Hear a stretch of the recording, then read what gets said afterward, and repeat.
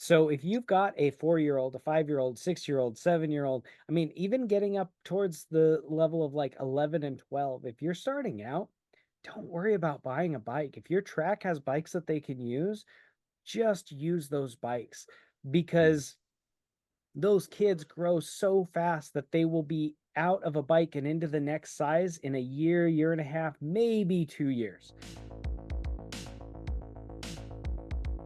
BMX Breakthrough is bridging the gap from old school to new school, from tracks to manufacturers, from new riders to their local tracks, and it doesn't stop at racing, but the mission is to connect people with bikes. Join me, Jay Oaks, as I interview key people in the sport and in the industry that are involved in their local circles, in their communities, at their local tracks, and aiming to make a difference on a local level. You'll hear stories, marketing tips, failures, successes, and a way to make a difference in your local BMX community. Let's dive in as we kick off this next episode. Welcome back to another episode of the BMX Breakthrough podcast. Today's episode is a little bit different in the way that the guest that I have with me, he and I are planning to dive into some of the things that would be helpful and useful to new families in the sport. So this is my friend Adam. Adam's also a part of the BMX Breakthrough team, and he is the founder of a community group called Basic. And the idea behind that is giving people the basic fundamentals of BMX racing. So Adam, would you go ahead, introduce yourself, and we'll dive into a couple of topics here and there. Absolutely. My name is Adam Oravetz. I live up in Port Angeles, Washington. I volunteer at a local track here called Lincoln Park BMX, and I love BMX. I love riding my bike. I get to do it with my kids, and I really enjoy being in the sport and helping people. I don't know. People think I have answers, so I try to help them, even if I don't know all the answers. So Well, it's awesome because, and I think this started because you said that people constantly were coming up to you and asking you questions and just assuming. So what we decided was that you just have a face that has answers. And no, I think it's great. And through some of the conversations that we've had, some of the topics that you've discussed, it has been something that has really created a simplified way for riders and parents to understand the sport a little bit better. So was that born out of just wanting to help make it easier for families, or seeing confusion, or how did that come to be? well, to be honest, a lot of it came from my own as I was getting back into the sport. And, as a kid, I didn't really care about any answers. I just went out to race and ride my bike and have fun. But as an adult now, like, and trying to help my own children and my own understanding, um, I started asking questions and gaining understanding. And through that, uh, I think people just started asking me questions just because I am an approachable person, and uh, and probably just I think I must emanate some desire to help or encourage or talk, and so anyways, it just kind of fueled that. And there's just lots of people asking a lot of the same questions, um, and and so we do a little bit of research, nothing like I can't find on Google or um, in a rule book or something like that. There's information out there, but it was mostly just my own desire to answer my own questions, but then also finding that people have similar questions or asking a lot of the same questions that are easy to answer. Awesome.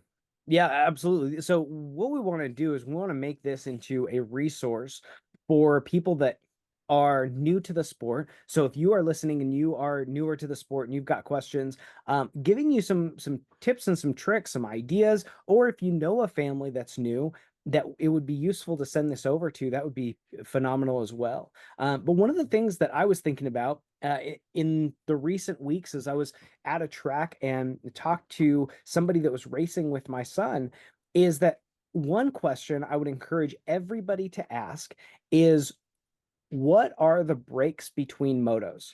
When can my kid rest, and when should we expect to be ready again? Now, some tracks are very consistent in that they'll do a Moto 1, Moto 2, and take a break, and then Moto 3. But that is not always the case. Tracks do not have to run that way, and it is really useful. So it is really useful to know if that's not the case. So in this specific case, at our home track, is they do strider races between Moto 1 and 2. So the break is actually longer than the quick break between Moto 2 and 3. And as the parent of a small child, a 5 or a 6-year-old and a 7-year-old, and my kids got into racing at 4 and 5 years old, it can be really stressful if you're on the other side of the track and you are trying to race back over because they're saying, all right, Moto 3 or round 2, round 3 need to be loaded up in staging. And that can be really confusing and it can be really stressful. And I know for my son, that can put a lot of pressure on him, and it always changes the way that he races. So if you can just talk to your track and say, hey, what do the brakes look like? Is it useful to have my kid take off their helmet between this moto and this moto? I just want to know when they have time to rest, when they have time to drink water, when they can eat a snack, that kind of thing, just to be able to be prepared. Adam, what does your track do when it comes to breaks between motos? My first thought here is that the worst thing is when you miss a moto, right? Like, such a disappointing thing. And we've all been there. We've all seen it happen. If you've been around racing at all, I usually do it at least once. But my track, we do, the first round, second round, and then at the end of the second round, like, we always have the striders are always at the front at the beginning of each round, except for at the end of the second round, we run the third round of the striders, and which for us actually is kind of a nice break. It's not a break if you're a parent and the kids are running around and you're chasing them and you get your cardio for the week. But that, and then we take like about a 10-15 minute break in between. And sometimes we've done like some games, or we'll do like certain announcements, like if riders moved up while they were out of town, moved up to the next class to intermediate or expert, we will recognize them during that time. Like if there was some sort of raffle or something. So it's always good. I mean, and then after that, we run our third round. So there's first and second rounds move pretty quick through, take a break. And I think that's a really good point too. The first few times that you're at the track, it actually can feel kind of stressful because you don't quite know the pace of things. And once that becomes more familiar, it becomes less stressful. Because one thing, especially when you have a novice rider, they're going to be one of the first races. And like they always, so we do striders, and then it's cruisers, and then it's the novice class. And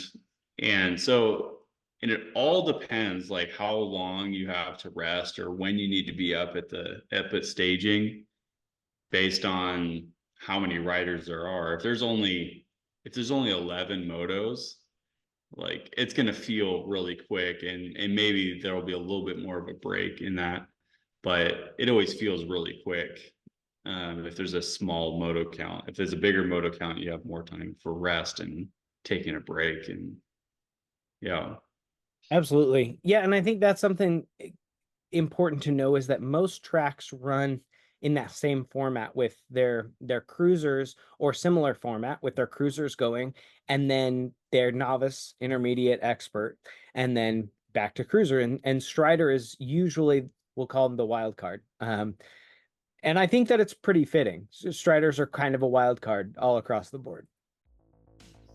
At this moment, I'm going to interrupt our episode, our current interview, briefly to give a special shout out and thank you to our sponsors that have backed us financially in this project, in our mission, and give them a huge thank you. So at our gold level, we have Luminex Neon and Marketing Breakthrough.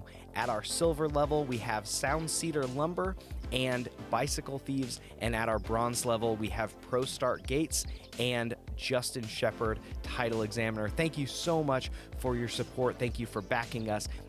If you are looking for help with any project that you're working on, if you're looking for some cool things to do, go ahead and check out the links to their websites in our description and go ahead and visit them, show them some love. We are so appreciative for their support. And if you are interested in getting involved in a local track, helping out, or sponsoring a local track, sponsoring the BMX Breakthrough project as a whole, please reach out at j@bmxbreakthrough.com. You can also go to our website and find out some of the needs of tracks and some of the things that we are working on at bmxbreakthrough.com. Once again, thank you so much for your support. Let's dive back into this conversation. What is one of the most common questions that you get, Adam, from new families? And Adam, speaking as somebody who has you've run BMX League, you've worked at the track for quite a while, like as riding and helping out. And so what is one of the most common questions that you get asked?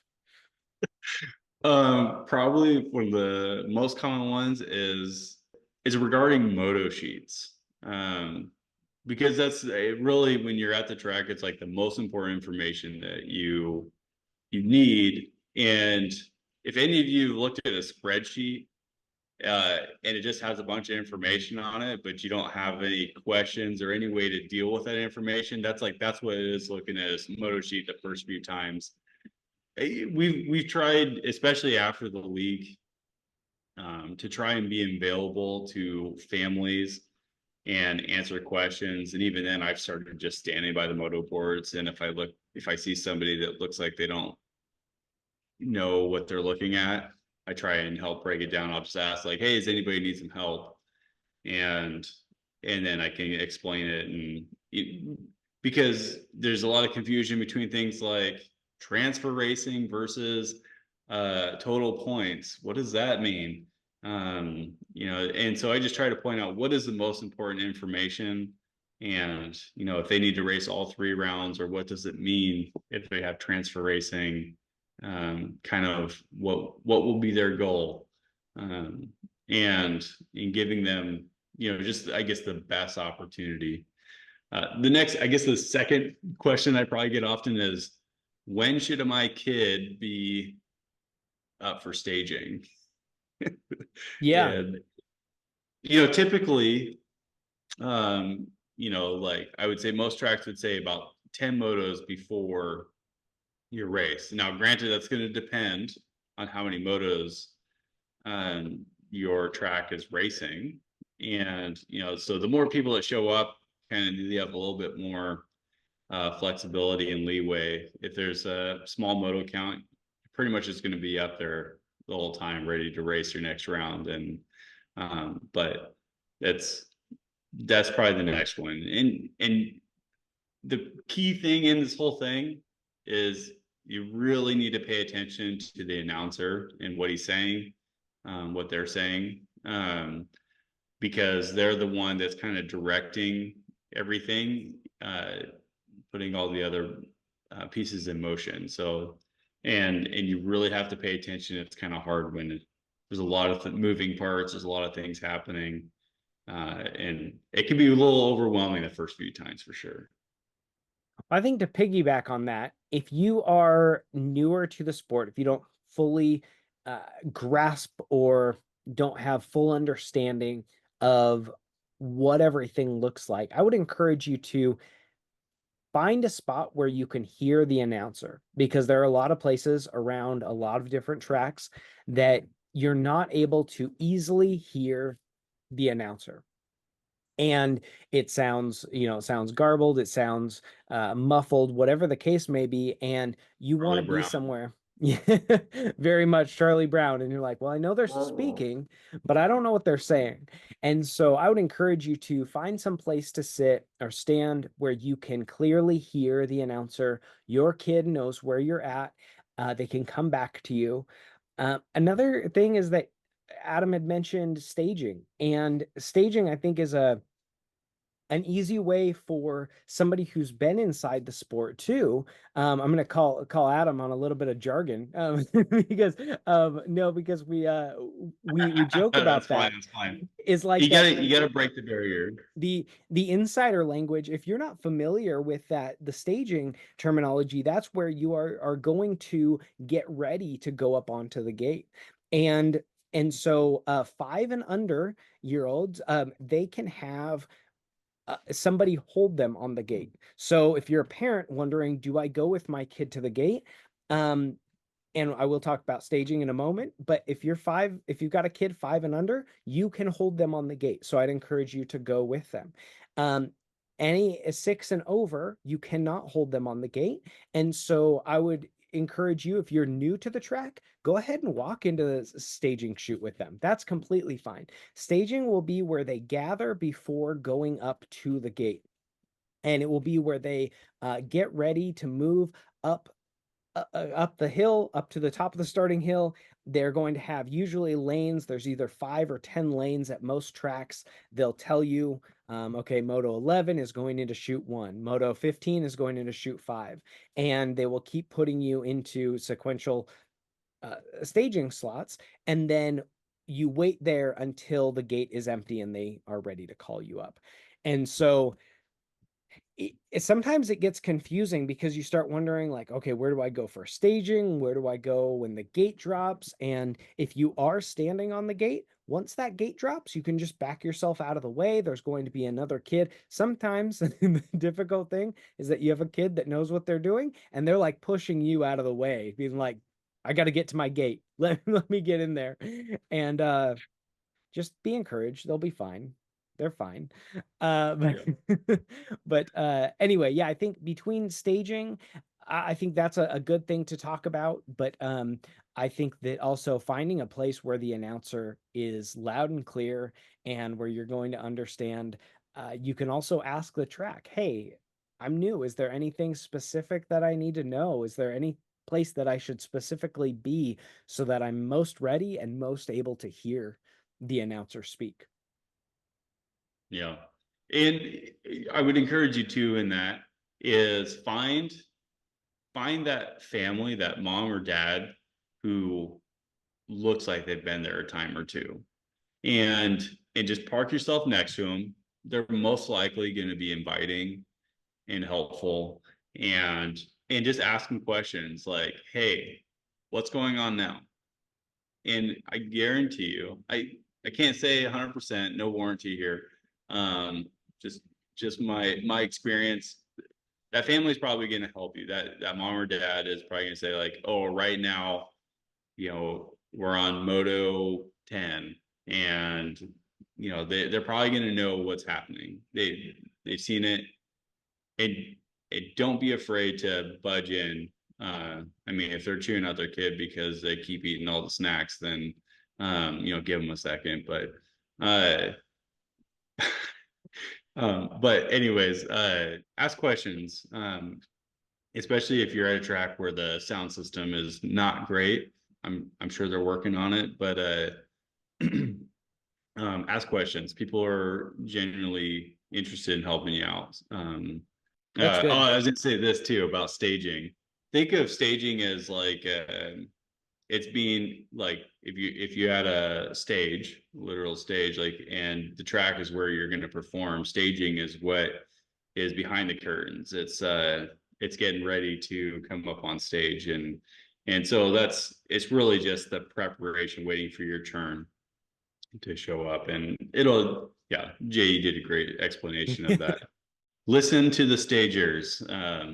They usually, those are like the parents who like order, that are running staging. So just listen. They're going to tell you exactly what to do. And as long as you pay attention long enough, you won't miss your races. You'll get in the right spot, and there will be less tears. Yeah. Also, I would encourage you, as time goes on, one of the things that happens is that riders will crowd the staging area, and they will come in closer and closer and closer. And on a regular basis, you'll have the stager tell them, get back, get out of the way. This isn't where you're supposed to be. And so I would encourage you to encourage your child to be very respectful of that area, just because it's so helpful to everybody. And one of the things that happens is, earlier in the episode, we had said that typically tracks will run cruiser, novice, intermediate, expert. Well, the experts have been around for quite a while, the intermediates and the experts. And so a lot of times what they will do is they will like start to push their way in there when it's time for cruiser motos to be staged, and it makes it really difficult. And it's challenging. So then, as an adult, as a parent, I'm having to go, hey, can you get out of my way? Can you guys move? You guys aren't even, you're 15 motos away from even needing to be here. And then I'm trying to get my 4, 5, 6-year-old up to the gate or up to staging, and I'm having to push past all these 12, 13, 15-year-old kids that should actually know better. And so encouraging them there. Also, to break down, I mentioned cruiser. We use that terminology, and that just means a 24-inch or larger wheel. And so cruiser runs a 24-inch or larger wheel. Then the normal class, novice, intermediate, expert, is referred to as class. So you'll hear those two terminologies. Are you signing up for class or cruiser? And the differentiation there is that it is a 22-inch or smaller wheel. I think technically it's anything less than a 24-inch wheel, but in the world we only have up to a 22-inch wheel at this point. But you'll hear those two terminologies, and that's what those mean. Class refers to 20-inch ish wheel, 20-inch, 22, and then you've got the cruiser, which refers to a 24-inch and above. And that's an important distinction, because if people are saying cruiser and class, then it can get really confusing really quickly. Just as a clarifying thing on that topic, cruiser is a class. And just to define what the classes are, there's striders, there's girl cruiser, which is boy cruiser, essentially. There's novice, intermediate, girl expert, and expert, and then it moves up to pro. And then there's, like, if you're going to go UCI, U23, elite, stuff like that. So it just but just as a clarifying thing. And so those are all the different classes, but all, like, novice, intermediate, and expert is just summed up to class. And that's a good point too, is you'll hear people say, like, this is my cruiser, this is my class bike, and the class bike being a 20-inch bike, essentially, being the smaller wheeled bike. And so if you hear that term, that's what they're talking about. Not everybody says, like, go get my 20-inch. They'll say, like, my class bike. It's just like anything where it can get really confusing, because you can start having so many different terminologies that don't make sense to the new family, and that's okay. One thing that I want to encourage, if you are new, if you're listening to this and you are newer to BMX, I would encourage you to just slow down, to be okay with slowing down, and to enjoy the community of it, and to not let yourself get pulled into all the, I'll call it, like, the hype and the chaos and the get going of BMX. And Adam can speak to this too, but like the dynamic of you'll start hearing about state races and you'll start hearing about Gold Cup and you'll start hearing about nationals. And there will be people in the community that are saying, oh, well, your kid's fast. You need to be racing there. You need to be going to these races. And it's so easy to get pulled down that rabbit hole of we are going to be at all of these races. Our kid wants to race, and that's fine. If your kid wants to race, super cool. But I would encourage you to leave them wanting a little bit more as opposed to overburdening them. And it might not be so much of a burden as it's exciting, but burning them out on racing, because long term, you want this to be if you want this to be something that they like for a long time and enjoy. And Adam and I can speak for hours on end about the benefits of BMX. And so for us, our goal is to help riders actually and students stay in the sport longer.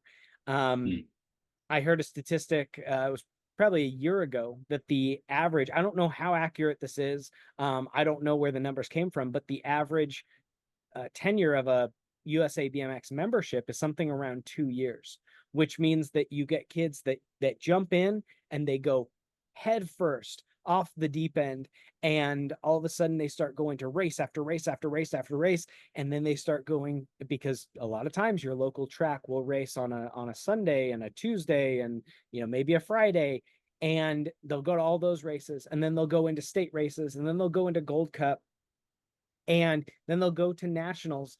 And as a new family, it's okay to not be there. Other families will say, oh, well, you need to go, and it is fun, it gets exciting, but at the same time, it can wear on the entire family. It can wear on the budget. It can wear on so many different factors. So Adam, I'd love to hear your thoughts on that too. But yeah, absolutely. I would say, I mean, BMX is intended to be fun.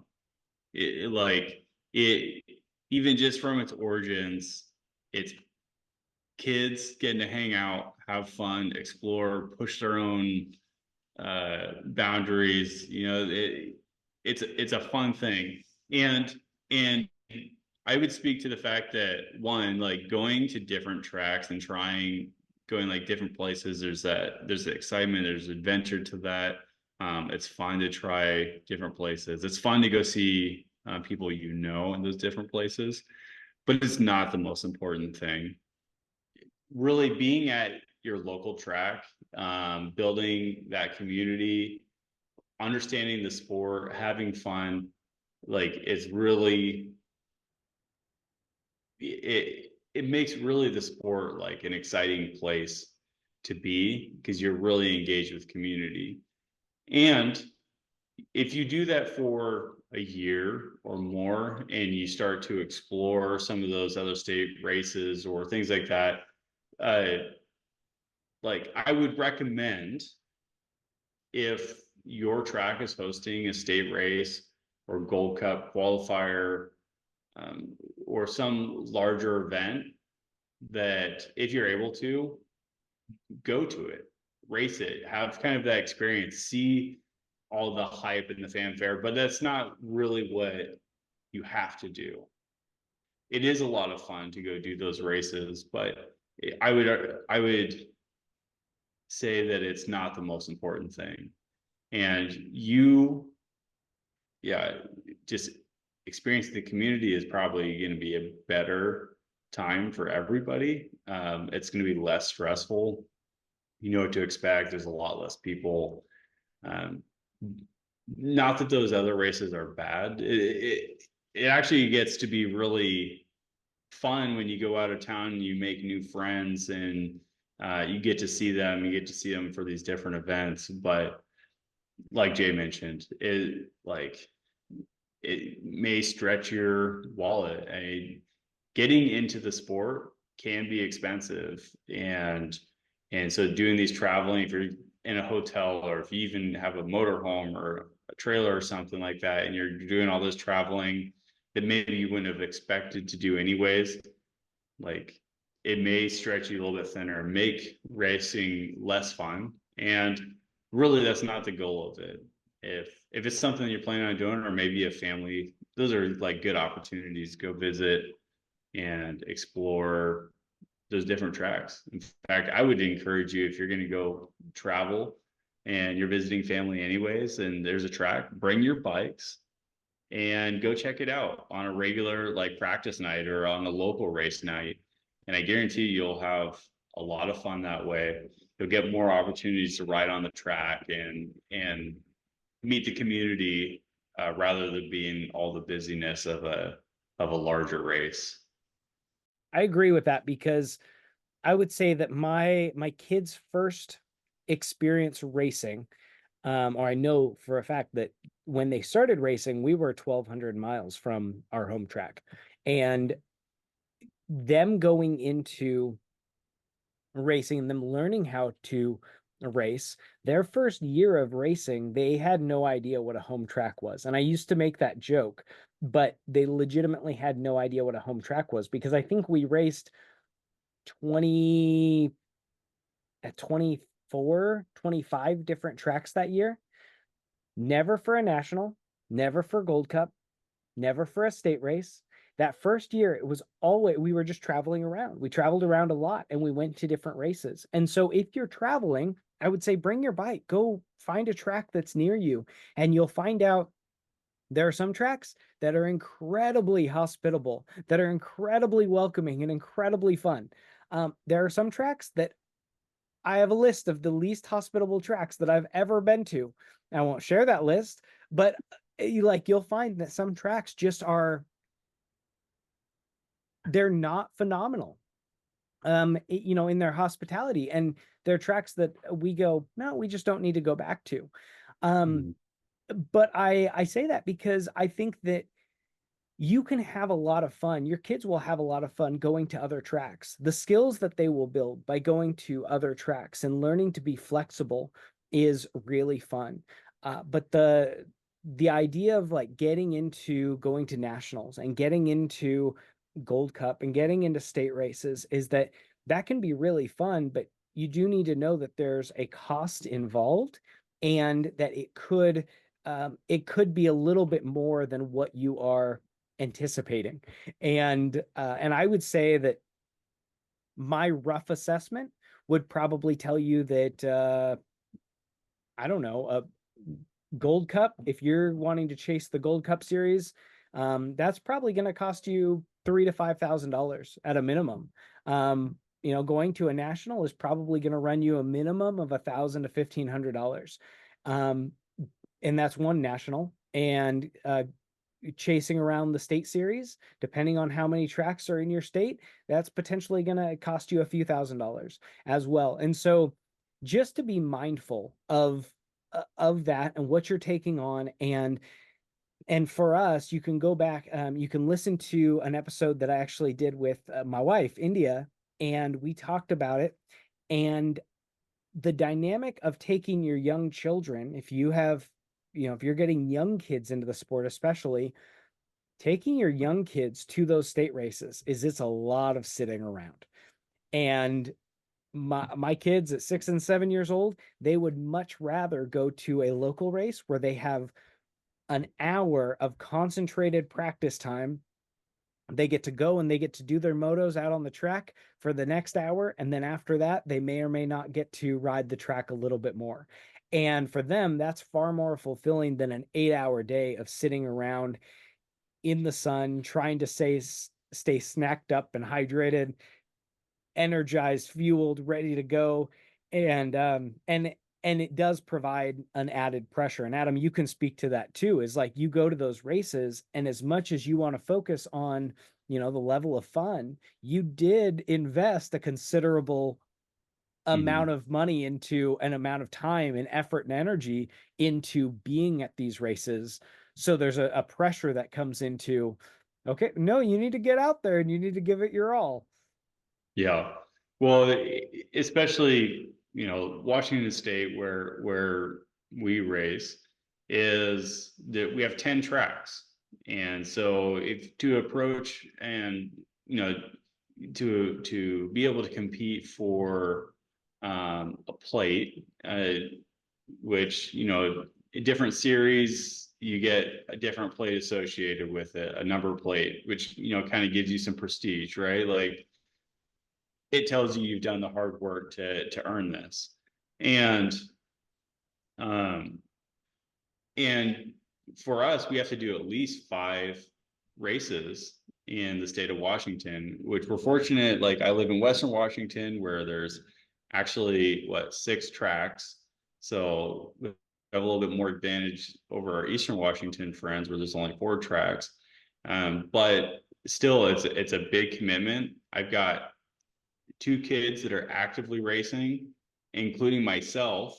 And so it can become really stressful when you're trying, especially if you're just learning the sport and you're trying to make sure your kids are getting to their races on time and they're not confused, because there's a lot going on. It can just be a really stressful experience. And then you're also trying to race and make sure your kids, you know, have a banana and just able to sit down and relax, and they're not all just sitting up at staging like we were talking before. Just gets crazy. Quick detour to one of our gold level sponsors, Luminex Neon, who has partnered with us to help accomplish the mission here at BMX Breakthrough. We're so grateful for their opportunity, and there's a special place, a near and dear place in my heart for neon, all things neon, whether that's on paper, whether it's shoes, whether it is a sign in a living room or a garage space, it doesn't matter. I love neon, always have, probably always will, and so neon signs create a unique statement piece. So if you're looking for that for your bike shop, for your garage, for your workspace, maybe it's for your living room, Luminex Neon offers exactly what you need. So with unparalleled craftsmanship and endless design possibilities, Luminex Neon is your go-to for brightening up any space. You can follow the link in the description and use our promo code BMX Breakthrough 10 in order to get 10% off of your order and to explore everything that Luminex Neon has to offer. So from there, I want to take a step over to having a conversation about the bike. And the bike, there are a lot of opinions on, but it is less important than you may be led to believe. You can run any bike, just about any bike, and you can go to Walmart, you can have a BMX bike from there, you can get a race bike. Now, I would encourage anyone who's newer to the sport to not worry about a bike to begin with. And a lot of tracks have moved to a model of having track bikes, loaner bikes available. And I want to encourage you to utilize those as much as you can, because that will help you to understand what kind of bike you like. It also gives you a feel of if you enjoy the sport. It saves a little bit of money. Most of the tracks, it's completely free to use their loaner bikes, and that's what they're there for. As long as a bike, though, if it's your own, as long as it doesn't have, I think it's reflectors, pegs, a chain guard, it just has to have those accessories, those things that can break and can cause problems on the track and can dig up the track. As long as those things are removed from the bike, any bike is usable. And there is a huge level of value to kids learning how to ride a bike that is not race specific when it comes to racing. Yeah, I mean, you'll get into a race bike that's lighter, and it can help them out a little bit. But when it comes to kids, I'm a huge fan of the old adage, the old school adage of run what you brung, and whatever you've got, that's good. Just have your kid ride that. Adam, what are your thoughts? That's actually my first thought too, is just ride what you got. Just don't worry about it. In fact, that's one of the things I've enjoyed about like the BMX League. And if you're new to BMX, I just encourage you, please, like, come check out a BMX League if your local track offers it. because it's going to be a great introduction to racing and low stress. That's my plug for BMX League. But League is phenomenal. it is. It truly is. It's actually one of the most life-giving things that like we're doing right now out at the track. And I just, yeah. Anyways, go do BMX League if you're just getting into the sport or curious. If you're getting into BMX racing, it takes you basically from like, we'll say it maybe not necessarily A to Z, but it takes you from like A to J in the fundamentals of what you need to know about BMX racing. Just phenomenal in that dynamic. Yeah, absolutely. In terms of bikes, just ride what you have. One thing that you forgot there, Jay, was kickstands. We got to take that kickstand off too. So, and part of that is we take a lot of pride in our track too. Just, I mean, not that necessarily needs to be important to you, but we take a lot of pride in try to make sure the track is nice and a place that's enjoyable to ride. So take those things off. It's for your safety and it also benefits everybody else. But ride a track bike.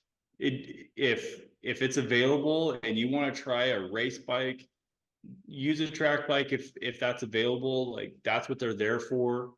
We want to help create an environment that is inviting and easy for you to get into.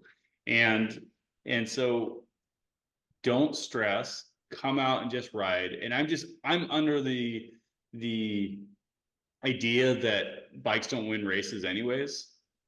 And I don't need the lightest, best components to win. I race. I actually bought a track bike from my track, and I've been racing it. And pretty much the only things I've changed on it are tires, tubes, pedals, and grips. The things that wear out, and I upgraded the pedals because I needed something that my feet wouldn't slip off of. And I've won plenty of races on it. And so it just kind of goes to show that you don't need the lightest bike. You don't need the most expensive thing. Getting involved and getting started is way more important than worrying about a bike. And the thing is that natural progression, you will know and start to see what you need to get. If you want to get a bike, you'll kind of see what other people are riding. And that will happen over time. Get started. That's what I think. Absolutely. I've encouraged people to continue using a track bike, a loaner bike, for the first year of them racing and spend some time. Also, another dynamic that we didn't even mention, but your kids grow really fast. So if you've got a 4-year-old, a 5-year-old, 6-year-old, 7-year-old, I mean, even getting up towards the level of like 11 and 12, if you're starting out, don't worry about buying a bike. If your track has bikes that they can use, just use those bikes, because those kids grow so fast that they will be out of a bike and into the next size in a year, year and a half, maybe 2 years. And they're probably not going to beat the bike up too bad. So it does have some resale value, but you're still going to lose a quarter to a third of the cost. And I would just encourage you, just be okay with using a track bike, because there's no reason to rush out and go buy something else. Yeah. Adam, this has been fun. It's been super exciting. And for those of you listening, I hope that this was really helpful. Our goal was to create some content that would allow you to not only become a little bit more familiarized with the sport, but also to have some ideas of how to go about approaching different things, how to ask some different questions, what questions need to be asked, what you need to focus on, what you don't need to focus on as you're coming into the sport. Because long term, our goal is that you would absolutely love BMX racing, that your kid would find joy and just excitement from being on a bike. But please feel free to reach out to me through BMX Breakthrough. If you want to ask a question, I would love to answer that. Also, you can we'll link it below. It is, but Adam's Basic Fundamentals of BMX page or group on Facebook. And there are a number of ways that we can, help you, equip you, encourage you along this journey and through this amazing sport that we absolutely love. So, Adam, do you have any thoughts before we close out and send them on their way? I guess the biggest thing here is go out and ride your bike. Don't make excuses. Go ride your bike and have fun. It doesn't matter if it's at the track. Doesn't matter if it's at pump track or skate park or just riding down the street, jumping curbs. Just go have fun. And that's really the biggest thing that I can encourage. And yeah, I'm available if you want to ask some questions. I want to help you out and make sure that you're having the most fun possible, and remove any friction there is possible. So yeah, and don't be afraid to ask questions. I would encourage you as well, if you're finding that you're finding resistance, is probably a better way to say that. If you're finding resistance by asking questions at the track, from a certain family, maybe you just need to find a different family that you can ask questions of. But really, it is such a family-centric sport, or has the ability to be. And I hope that you're able to find that. But find some people that you can, connect your kid with as a mentor, or just someone to help guide them through learning to race, and maybe help find a family that you can be guided by, and where to sit, where to stand, where to ask questions, that kind of thing. So have fun with it. BMX is so life-giving. It's so encouraging. You're out in the fresh air, you're riding around. Hope this was helpful. Pass this along to a friend, family, anybody getting into the sport. That would be super cool. And we will see you in the next episode. See you later, Adam. see you, man. Thank you for joining us in today's episode. It is because of people like you and our sponsors who make this whole thing possible, because they have a desire to see the sport grow. If you would like to get involved in the mission of BMX Breakthrough, you can start by going to your local track, find a way to volunteer, help out, and serve there. Or you can go to our website, bmxbreakthrough.com, in order to donate, find out about sponsorship, or learn more.